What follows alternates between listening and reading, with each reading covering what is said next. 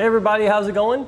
Today we're going to be going over and showing you how to install the eTrailer trailer hitch receiver here on a 2010 Toyota Highlander. So this is what our trailer hitch is going to look like installed on our vehicle. Now it does have a visible cross tube design, but it also has a matte black powder coated finish, which is really going to help it blend in with the underbody paneling on the vehicle.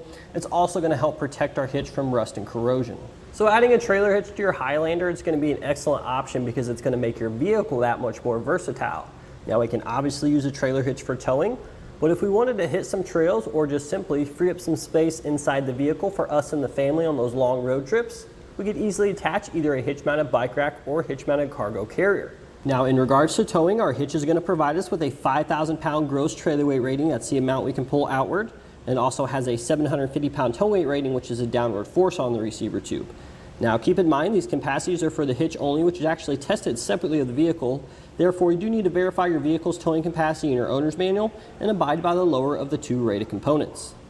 Now our receiver tube size is an industry standard 2" by 2", so this is going to allow for the greatest compatibility of all those hitch mounted accessories you guys are going to be using, such as bike racks and cargo carriers.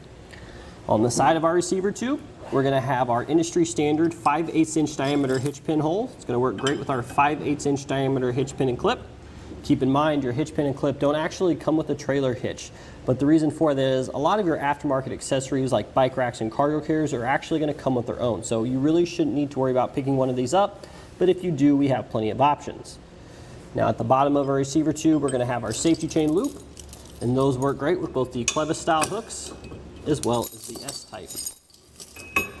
Now just a couple quick measurements for you guys here. The distance from the ground to the top inside edge of the receiver tube, you're looking at about 14 3/4, and that's going to help you when you're selecting a ball mount so you can get the correct rise and drop to tow your trailer level. And then we have the distance from the center of the hitch pin hole to the outside edge of the bumper. And this is about only a 1/2 inch behind the bumper there, so you shouldn't have any issues at all with those folding accessories contacting the vehicle.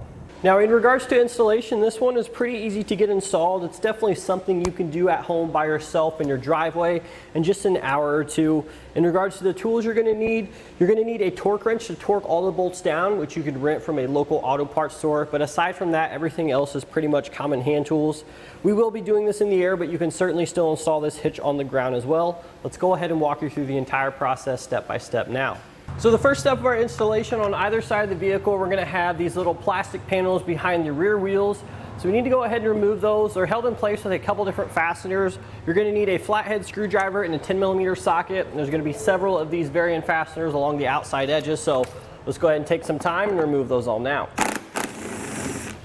Now these push pin fasteners here, you just take your screwdriver there and stick it between the two sections. And basically we just want to pry out that center part, and then the rest of it should come out.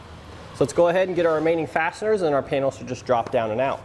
So now that we have all of our fasteners removed, we should just be able to pry our panel down and away from the vehicle. So now that we've got this side off, we're just going to go ahead and repeat those same few steps on the other side. The fastener locations may vary a little bit, but it's pretty much the same thing.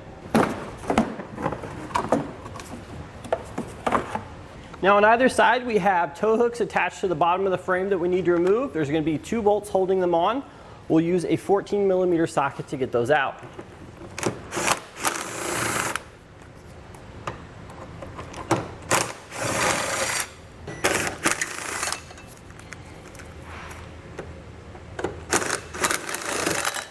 Next, we'll be removing some rubber plugs from the frame. So there's 3 on the passenger side over here and 2 over there on the driver's side.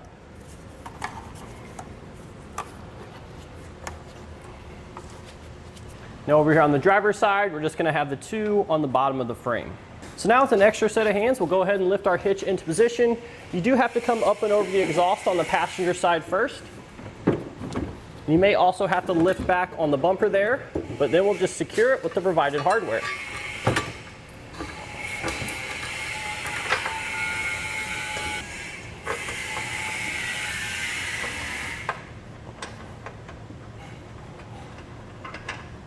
So now that we have all of our hardware in position, I'll come back with a 17mm socket and tighten everything down.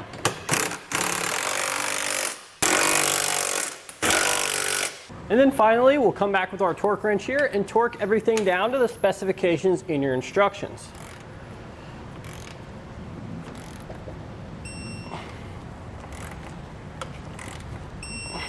So now the last part of our installation, we actually need to trim these underbody panels here on both the driver and passenger side if we wish to reinstall them. If you want, you could just leave them off. That's not going to hurt anything, but we are going to go ahead and cut ours. You can see this is the left-hand side panel. We have a large section over here we need to take off, as well as the corner. And then the right-hand side isn't quite as much trimming, but go ahead and use your tool of choice now to remove the material using the diagrams in your instructions. We're going to be using a Dremel tool.